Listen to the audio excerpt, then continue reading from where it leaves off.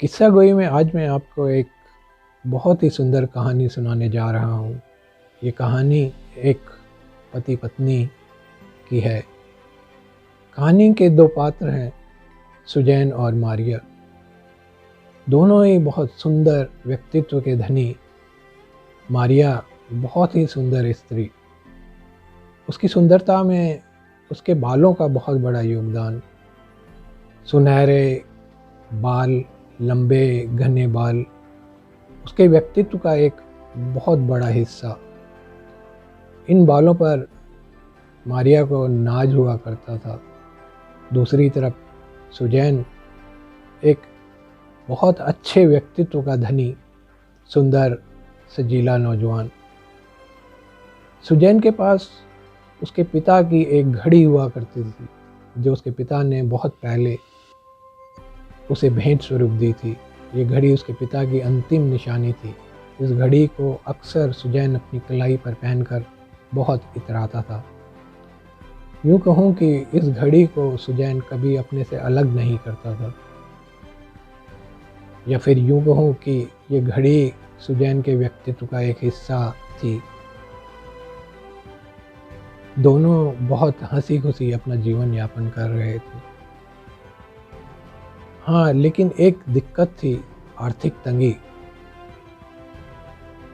आर्थिक तंगी से दोनों जूझ रहे थे। आने वाले वक्त में दोनों की शादी की वर्षगांठ आ रही थी। दोनों ने तय किया कि वो एक दूसरे को कुछ न कुछ उपहार देंगे। मारिया ने सोचा कि मैं इस बार सुजैन को एक ऐसा उपहार दूंगी जिससे सुजैन बहुत खुश हो जाएगा। दूसरी तरफ सुजैन ने मारिया के लिए भी एक उपहार सोच रखा था।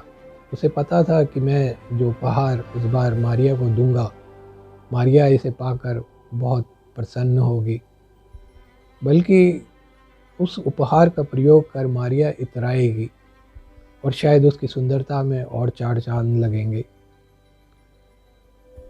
ठीक वर्षगांठ वाले दिन दोनों मिलते हैं। दोनों एक दूसरे को अपने अपने उपहार देते हैं। मारिया अपना उपहार सुजैन को देती है और दूसरी तरफ सुजैन अपना लाया हुआ उपहार मारिया को देता है। सुजैन मारिया से कहता है कि अब वो मेरा लाया हुआ उपहार खोले और उसका प्रयोग करे। दूसरी तरफ मारिया कहती है कि तुम भी मेरा लाया हुआ उपहार खोलो और इसका प्रयोग करो।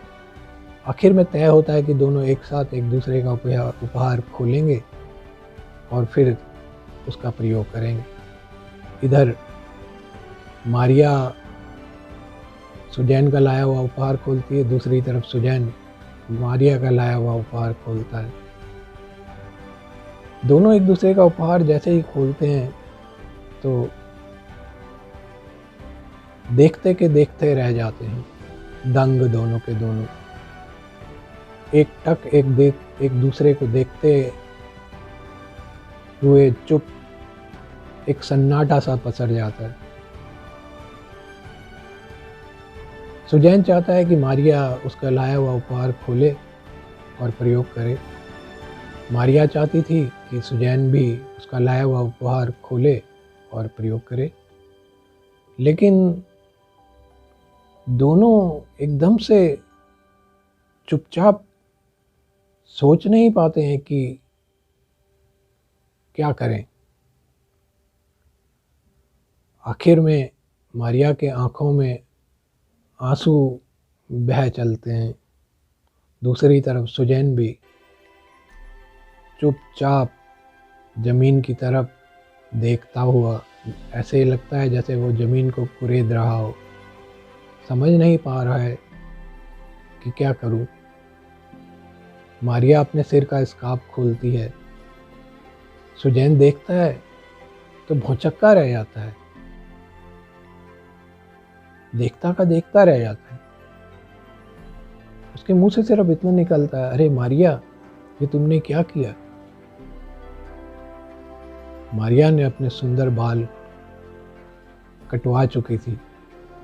इधर सुजैन की कलाई की तरफ जब मारिया देखती है तो देखती है कि सुजैन के हाथ में घड़ी तो नदारद।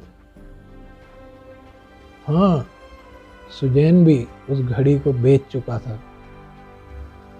सुजैन ने वो घड़ी बेचकर मारिया के लिए वो हेयर क्लिप खरीदा। दूसरी तरफ मारिया ने अपने बालों को कटवाकर उसे बेचकर उससे जो पैसा उसे मिला, उस पैसे से सुजैन की घड़ी के लिए सोने की चेन खरीदी। उसने ये सोचा था कि इस चेन को सुजैन अपनी घड़ी पर लगाएगा, क्योंकि उसकी घड़ी का स्टेप खराब हो चुका था। वो चाहती थी कि इस चेन को घड़ी पर लगाकर उसकी घड़ी में और 4 चांद लग जाएंगे। यही विचार सुजैन का था कि हेयर क्लिप लगाकर मारिया और सुंदर लगेगी। लेकिन ये क्या, दोनों बिल्कुल चुपचाप सिर्फ एक दूसरे को देखते ही रह जाते हैं। समझ नहीं पाते हैं कि क्या है। सुजैन सोचता है कि मारिया मुझे इतना प्रेम करती है कि उसने अपना इतना कीमती बाल सिर्फ मेरे लिए, मेरी घड़ी के लिए कटवा डाले। दूसरी तरफ मारिया का भी यही विचार कि सुजैन ने अपनी इतनी प्रिय वस्तु जो उसके पिता की अंतिम निशानी थी, सिर्फ मेरे बालों के लिए बेच डाली। दोनों कुछ पलों के लिए एक दूसरे का हाथ पकड़े हुए बैठे रहते हैं